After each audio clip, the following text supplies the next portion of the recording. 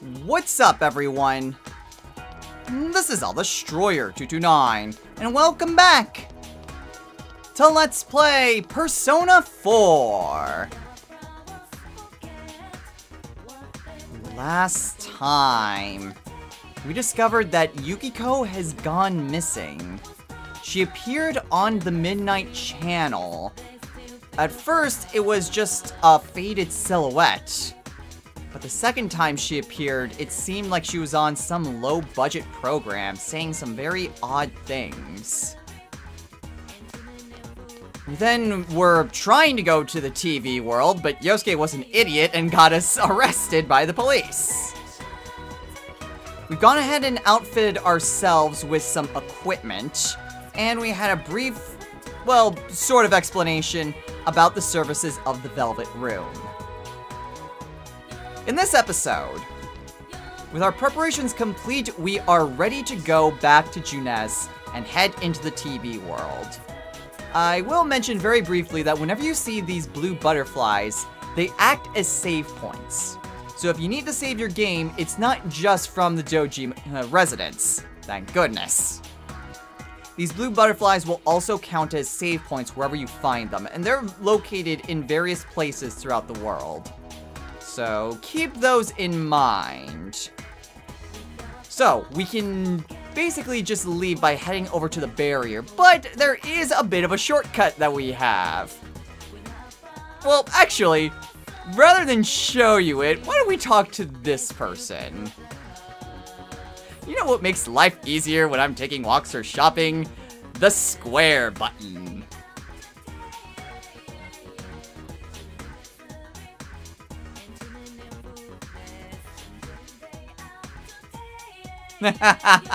Yes, fourth wall breaking aside, if we do hit square, we can go to anywhere within the area. So we could head on over to the northern part of the shopping district, which doesn't really have anything for us at the moment. And we can also leave to head back to the world map. Now, for this instance, we are just heading straight to Junes, but normally we would just head to the world map where there are different places that we could go to. For right now, though, we have a mission, and we're gonna head straight on over to Junes.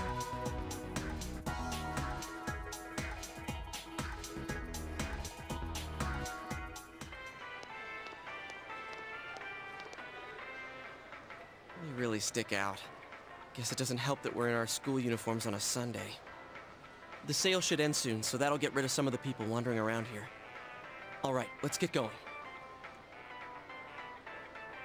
Chie, it's not too late to... I'm going. Fine, but don't push yourself, got it?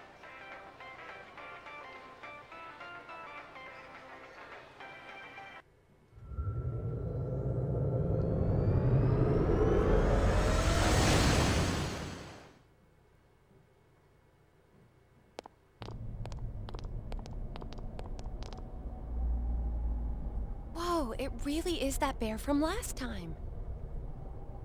What are you doing? Can't you tell? I'm thinking about stuff. Huh. I've been deliberating over it for a long time now. Hey, that wasn't a bad joke. Hee So, did you figure anything out? It's probably useless to think about it too much. I've seen the inside of your skull, and it was empty. How rude. You're right, though. I try and try, but nothing comes out of my head. Will you guys shut up? Now's not the time for stupid jokes. Listen, someone came here yesterday, right?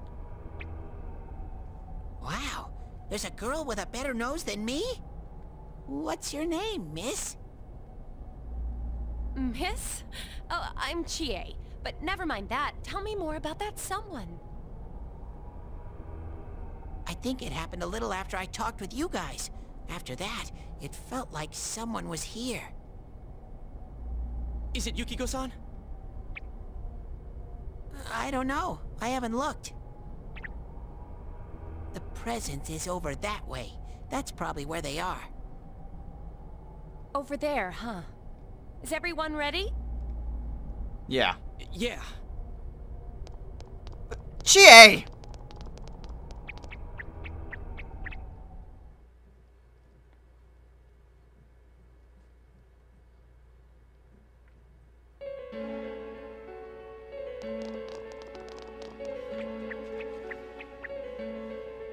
What the... a castle? You think this is the place they showed on TV last time? Kinda looks like it. You're positive that no one's behind a camera for that bizarre midnight program? Program? I don't know. Maybe people on your side can see stuff in this world. It might be that. And I told you before, there's only me and Shadows here. There's no camera stuff going on. This world has been like this from the beginning. From the beginning? That's what we don't understand. I don't know. Can you guys explain everything about your world? He does have a point about that. I've never seen this program thingy before, so I don't know. Well, is that really what's happening? Are we really looking into this world? Because the first time Yukiko showed up on that channel was before she disappeared. Doesn't that seem off? I mean, Yukiko saying stuff like, "Score myself a hot stud." It's not like her at all. Score? Stud? Yeah, I couldn't believe it either. Yukiko-san would never say anything like that. Huh. I wonder... is this kind of like what happened to me last time? There's a lot of stuff I still don't get, but after hearing your story, I think that program happens because of the person who appears on it, or something like that. So Yukiko is producing that show herself? But that wasn't exactly her that we saw, was it? Ugh, I don't get this at all. Hey, do you feel Yukiko's presence from inside? I'm pretty sure. So, what's this scoring with a hot stud thing? Yukiko's here. I'm going on ahead. What the? Hey, wait, don't go alone! Jeez, we better follow her. Yeah. Damn it, Chie!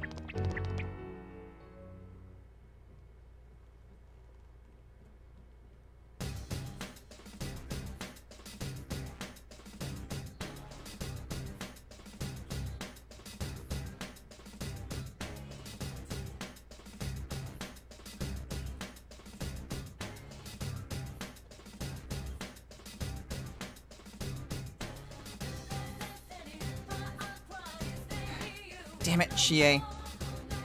So yes, now we are outside of our first dungeon, Yukiko's castle. Now outside of the dungeon, we can just go and rearrange our party. For right now, we only have ourselves and Yosuke. So there's not much we can really do. But if we do talk to Teddy...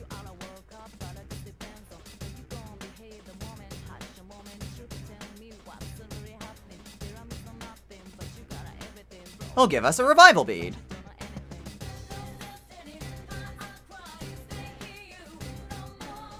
And some peach seeds and soul drops. Well, thanks, Teddy. So yes, talking to Teddy will give you some supplies. So peach seeds restore 20 HP to an ally, whereas the soul drops restore 10 SP. This is why the tap sodas were very important to get, because they're very cheap and they essentially act as soul drops. Whereas peach seeds restore 20 HP as opposed to those orange crushes, I think it was called. Orange smash, I think is what it's actually called. Those only restore 10 HP. So yeah, very much worth it to get tap soda whenever you can. And those sodas will refresh on a weekly basis. So every Monday, those soda machines refill. So, just wanted to bring that to attention. Now we've got everything, let's head in the castle, and let's try to find Chie.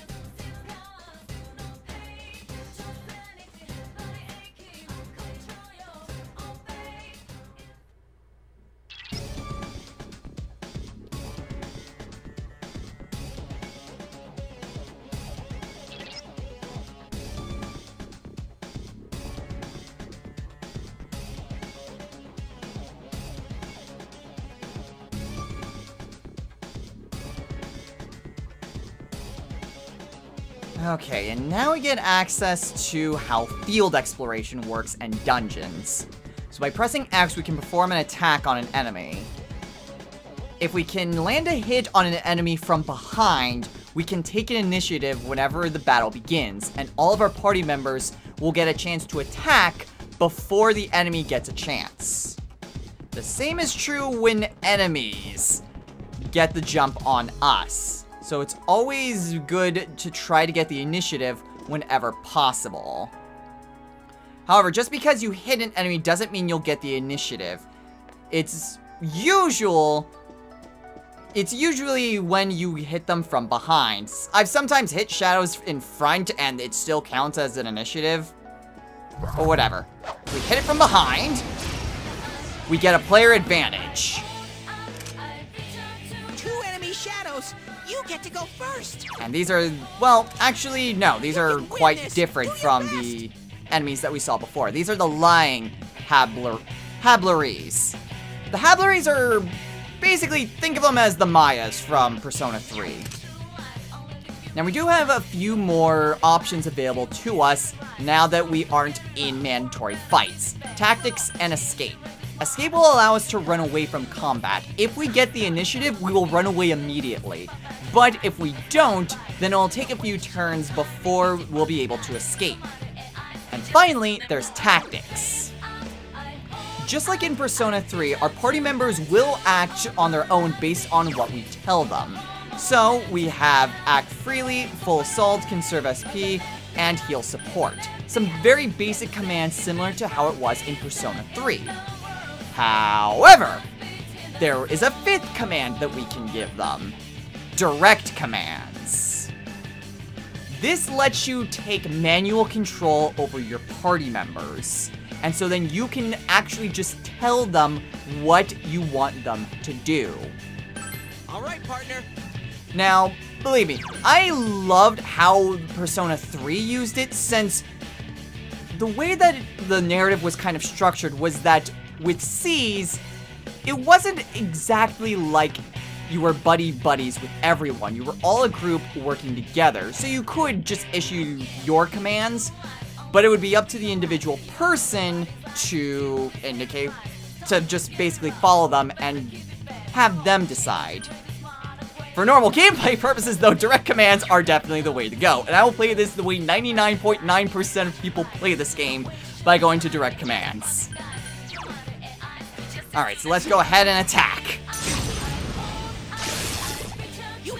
Awesome. So these things are weak to electricity. Go, Sensei! All right. One for all and all for one. And once you knock down all enemies, assuming there is one, your party leader isn't knocked down or otherwise incapacitated, like suffering a status ailment, and 2, if another party member is available, you'll get a chance like this. This is an all-out attack, which deals almighty damage to all enemies. So let's go for it! Out of our way! And down they go. And shuffle time.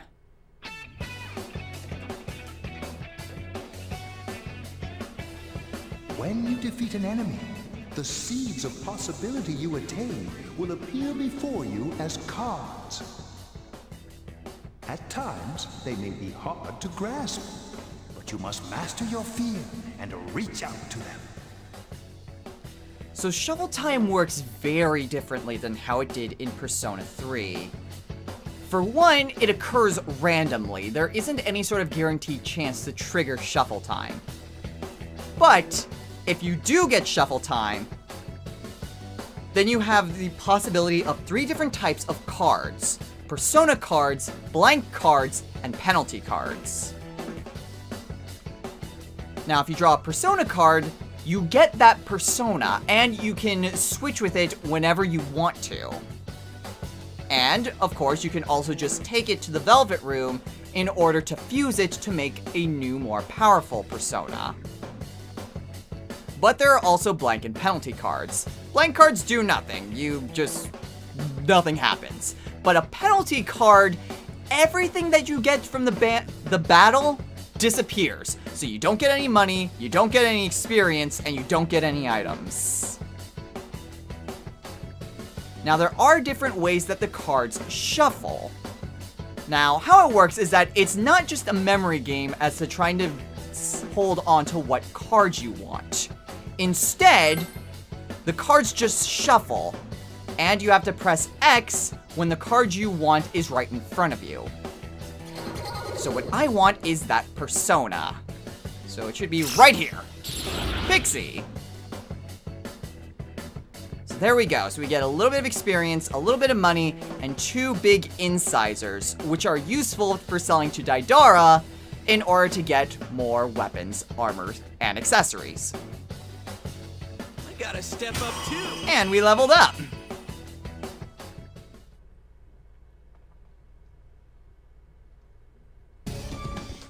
So, how exactly do dungeons work? Well, basically, kind of think of them as mini Tartaruses. They are randomly generated dungeons, which, well, the rooms will shuffle every time you visit a different dungeon. What's also noteworthy is that the dungeons also change even during the same trip to the TV world, assuming you go to a different dungeon. We don't exactly have access to other dungeons, so that's more something I'll show off at a later time. But there are also chests that we can open as well, which are also scattered throughout the dungeon. Ooh, a chest key. So different chests will have different items, usually a type of consumable or something to help us out. Ooh, okay, new enemy. One enemy. Now's your chance. The Calm Pesk. It's not strong at all. I'm sure you can win. Okay, now I actually know what this thing is weak to. I know some enemies' weaknesses off the top of my head, but I don't know all of them, and I've only written down bosses. But I certainly know that this thing is weak to wind. Let's do this, Jiraiya. So down it goes. Now's our chance. Let's get him. Out of our way.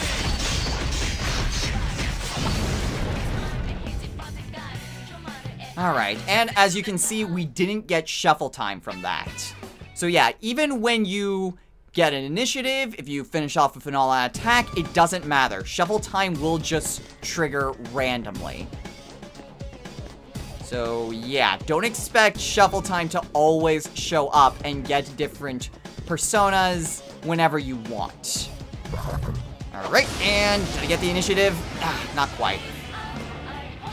Alright, 2 more of these things. I smell 2 And enemies. I go Beat next. them up. Yeah, you can also see who goes next by pressing down R1. Okay, so my character goes next, so I will just go ahead and smack him. Thick skin.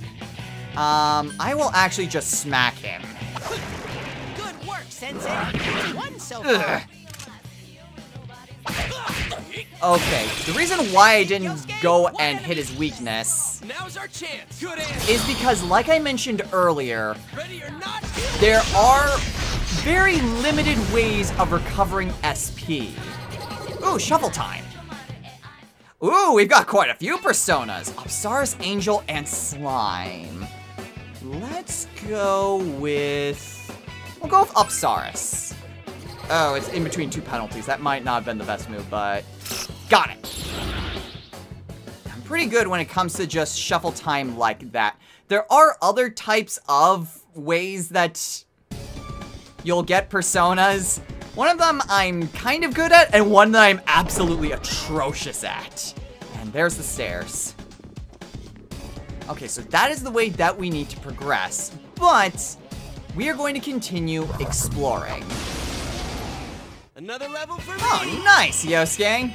I kind of wish that you would have actually hit him with that Karu spell so I wouldn't have gotten hit. But whatever, Yosuke leveled up.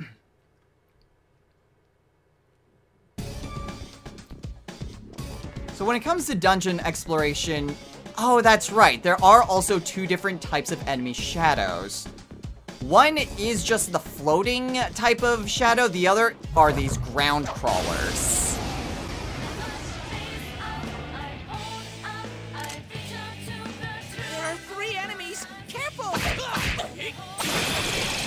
Yosuke pounded an enemy. Damn, Yosuke! An enemy. Holy crap, that was awesome! I didn't even have to use Zio on that.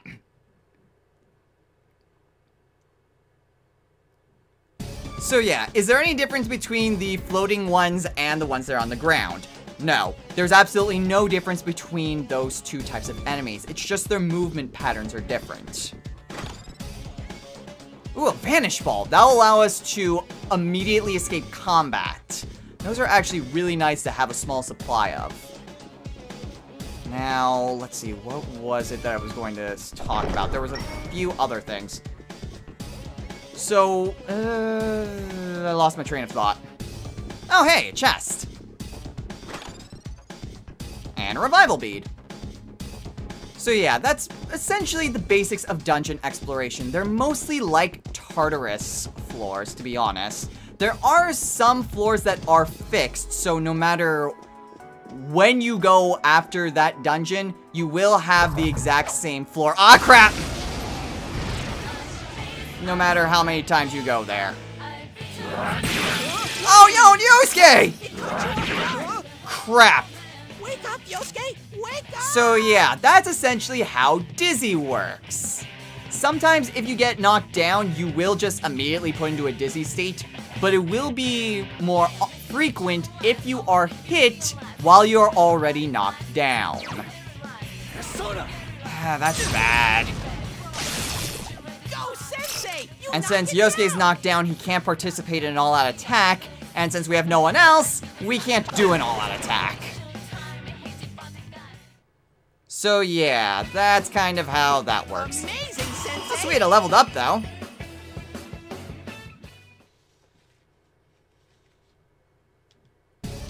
Now, you think that, oh, well, we found the stairs, we've explored everything, let's go up to the next floor.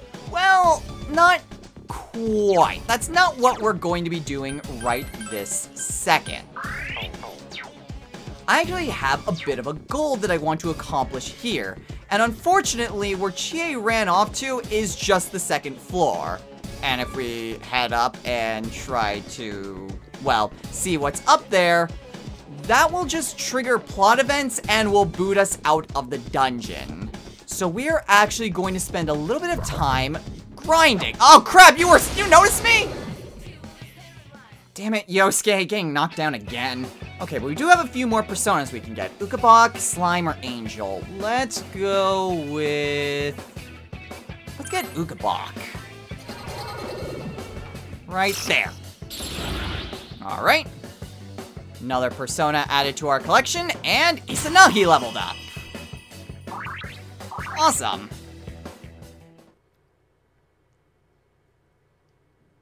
Now, speaking of which, since... Well, you might be wondering, well, what exactly is my goal for the dungeon? Well, the goal specifically is to try to get 2 personas. We already have one of them, and that's Pixie, but there's another persona that I want to try to get. I'm actually gonna try to get this guy to turn around. Unfortunately, the whole pause and unpause thing that worked in Persona 3 no longer works. So, sadly, we can't do that to get enemies to turn around. Gotcha! However, there is another persona that I am trying to get. In addition, I want to be at about level 8 or 9 before pressing onward. So, what exactly does that mean for us here? Alright, I leveled up! Well, I'll get into that as soon as Jiraiya levels up.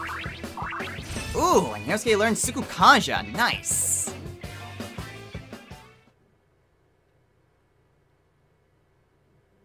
I also might want to consider healing up Yosuke. So what exactly are we going to be doing as I'm going to try to get this persona and level up?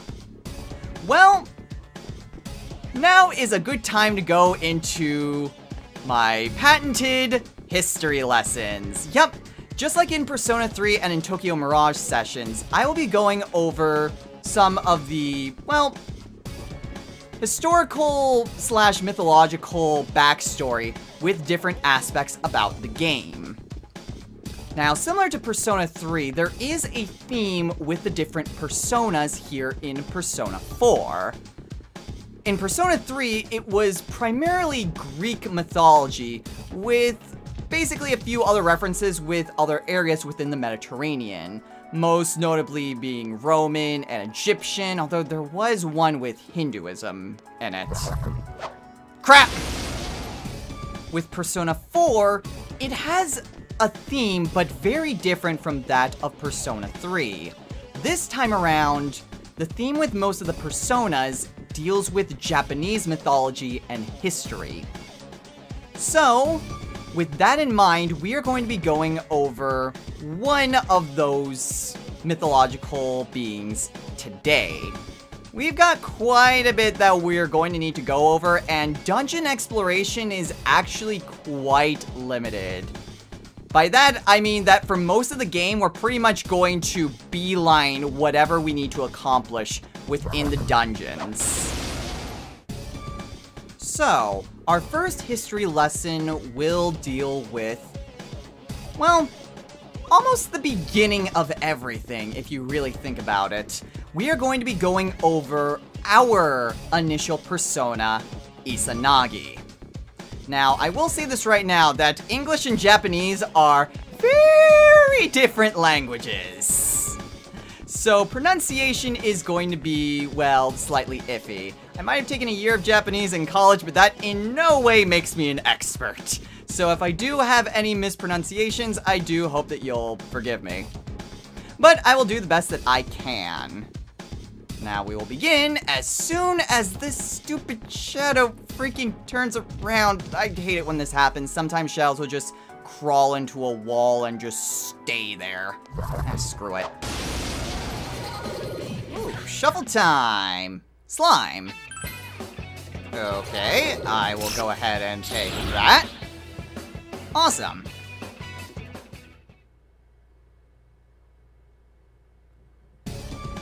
So, Izanagi. Izanagi has a few different names. He's also known as Izanagi no Mikoto or Izanagi no Okami, but they all refer to the same individual. Izanagi is part of the 7 generations of Kami, otherwise known as gods, known as the more so than in Persona 3, I will need to stop to actually pronounce these right. It is known as the Kamiyon Anayo, which basically translates to the 7 generations of the Age of Gods. Now, what does that mean? Well, we need to head back to the beginning of the universe if we want to fully explain that. In Japanese mythology, the universe was essentially just like a bunch of random particles that eventually came together to form heaven and earth. During this formation, 3 gods initially appeared in Takamagahara, which is basically heaven. 2 more would eventually appear with them, and all 5 of these beings were present for the full formation of heaven and earth. Although they all went into hiding pretty much as soon as they came into existence. These 5 beings are known as the Kotoa Matsukami. Alright, I'm getting tired of your crap. Ooh, Angel. Let's go ahead and grab her. Alright, brand new persona. And hey, I leveled up! Getting closer to the level I need. Now, after heaven and earth were formed, there were 7 generations of Kami that essentially appeared. Basically, these beings just came into existence after heaven and earth were formed. What I mean by generations is that they sort of came in a certain order. They didn't all come at the same time, but they're all collectively known as these 7 generations. The first 2 of these were genderless and came in alone. They didn't have a partner to come into being with them. However, the other 5 generations came in pairs. They were a male and female pair, which were brother and sister, as well as husband and wife. Remember, we're dealing with ancient mythologies here. Pretty much all of them are kind of messed up to a certain degree. The 7th and last of these generations were Izanagi and his wife/sister, Izanami. Now, Izanagi and Izanami wanted to create more gods and shape the world below. In order to accomplish this, they used a naginata, which is essentially a type of spear, called the Ami no Naboko. And at the bridge between heaven and earth, they used the naginata to churn the ocean in order to form Onogoro, which is essentially like a giant island where the two of them made their residence. After the formation of Onogoro, the two of them fell in love, and they wanted to create even more children. They would eventually have a lot of children, but the first 2 that they had were misformed. This was because the 2 of them botched a type of ceremony.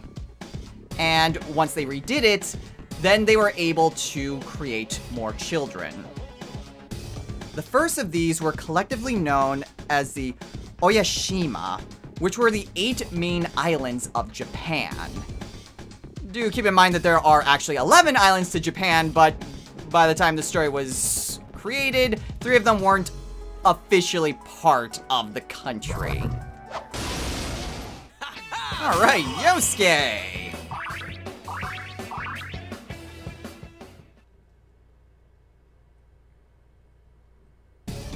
After the Oyashima were born, Izanagi and Izanami would go on to have 17 more children together.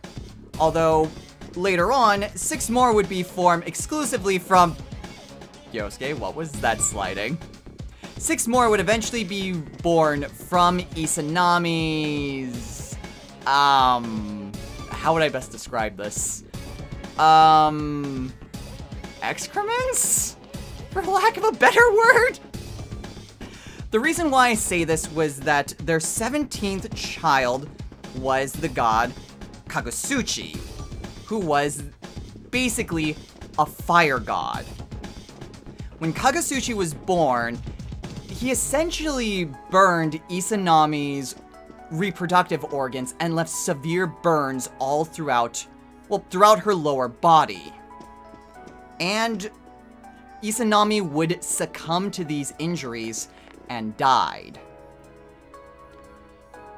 Following Izanami's death, Izanagi buried her on Mount Hiba. But his sorrow would eventually turn into anger. Enraged at Kagutsuchi for taking Izanami from him, Izanagi confronted Kagutsuchi with the blade known as the Ame no Ohabari, and killed Kagutsuchi with it. Freaking shadows. Oh. Hey, Pixie leveled up! And she learned Zio, so now I have another persona that has that.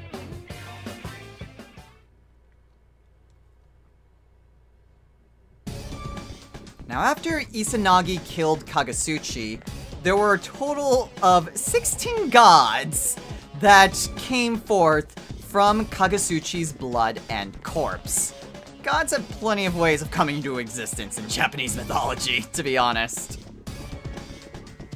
Now, after Izanagi killed Kagutsuchi, he decided to go to Yomi, which is the underworld, in order to bring Izanami back to the land of the living. When he went there, he found Izanami, but she said that she couldn't go and join Izanagi because she had eaten the food at Yomi, which essentially made her a resident of the underworld. But she would go and talk to the gods in charge of the underworld in order to convince them to let her return to the land of the living. But she also needed some rest in order to confront them and make the trip back. Izanami bade Izanagi not to follow her and not to look at her while she was in the underworld.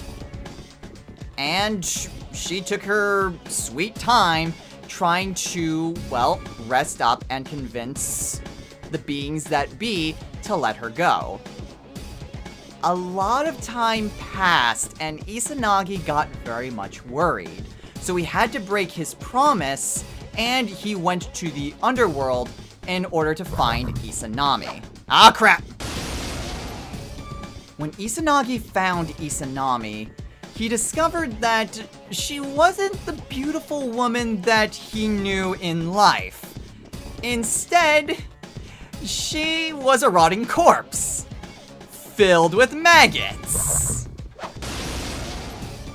Understandably freaked out, Izanagi ran away in order to escape the underworld. Izanami, who knew that Izanagi broke his promise, was admittedly incredibly pissed off and gave chase to Izanagi. She sent a variety of spirits after Izanagi in order to stop him, including female underworld spirits called Yamotsushikome, 8 gods of thunder, which came into being from her corpse in Yomi, as well as 1,500 Yomi warriors. By quick thinking and a little bit of luck, Izanagi managed to chase off all of his pursuers and managed to get out of Yomi. When he reached the entrance, he placed a gigantic boulder in front of the entrance, preventing anyone from entering or leaving Yomi. Eventually, Izanami arrived at the entrance, and she was very pissed. Izanami laid a curse upon Izanagi, saying that she would claim 1,000 lives per day due to what Izanagi did.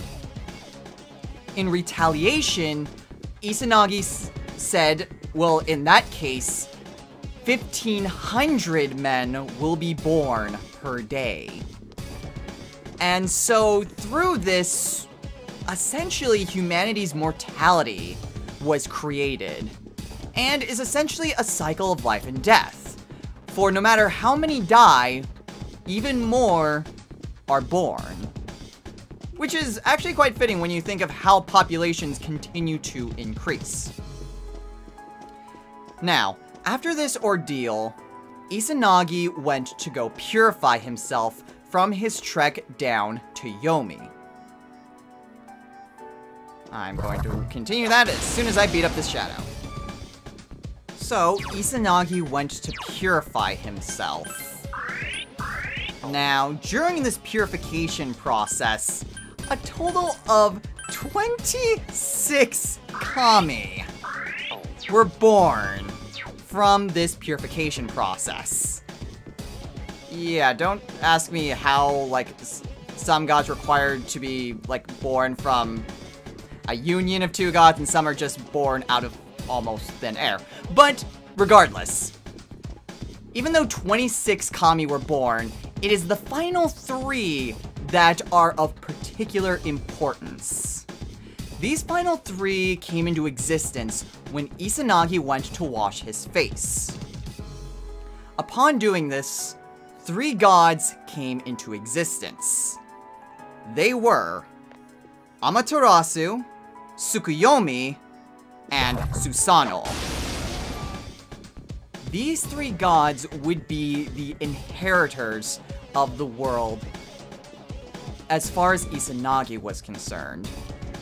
To Amaterasu, the sun goddess, he bestowed upon her rule of the heavens. For Tsukuyomi, who was the moon god, he bestowed upon him being in charge of the night. And to Susanoo, the god of storms, he put him in charge of the seas. After this, there's no, well, record about what happened to Izanagi. My assumption was that he went back up into heaven and left those 3 gods in charge of the world below. But there was nothing that I could find to really prove that point. His story just kind of ends once he bestows those 3 siblings rule of the heavens, the night, and the sea. But that is the tale of Izanagi, the creator god that truly shaped the world that, well, according to Japanese mythology, the world that we know. From there, all sorts of gods were created, including the islands of Japan itself. You did it! Hey, I leveled up!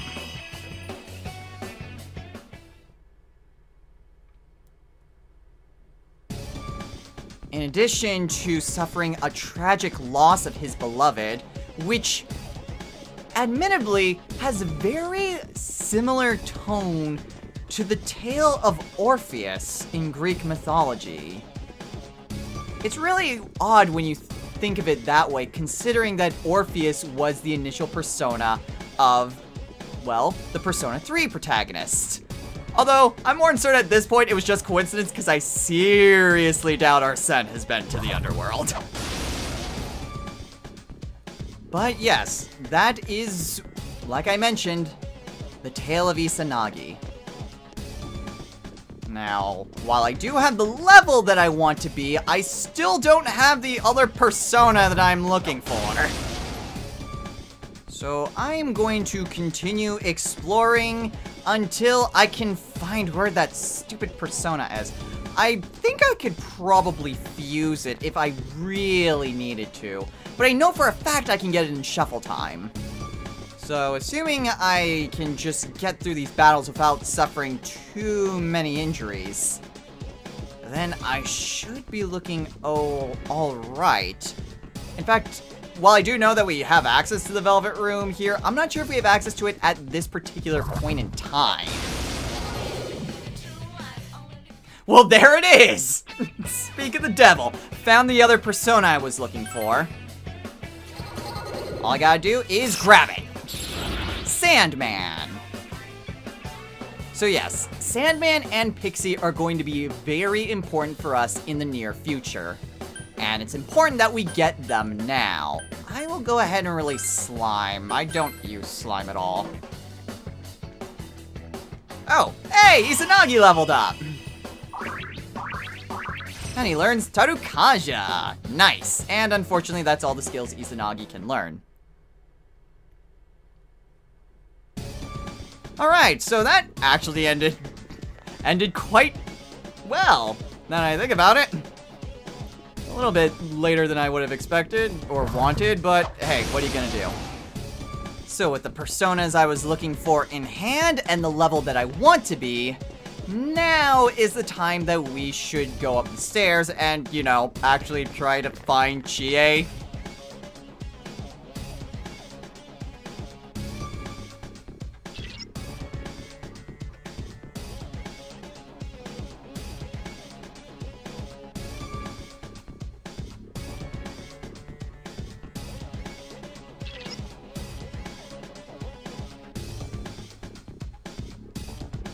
Okay, they're already going through this, but yes, you can change orders using the tactics command.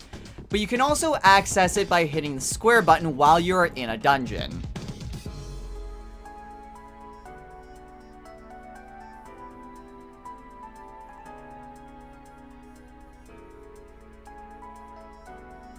I've been doing that.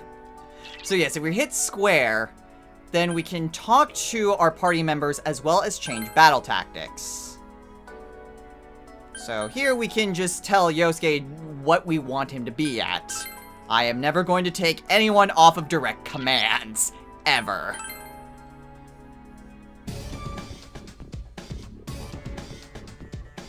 Okay, and let's see. I'll go ahead and use a Peach Seed on myself and Yosuke. And... do I need to use a Soul Drum? I'm not quite sure if I need to or not. You know what? I'll save it. I think we're doing fine on SP, all things considered. And I can just use Soul Drops during the battle if I really need to. But Chie is right up ahead. So let's open the door.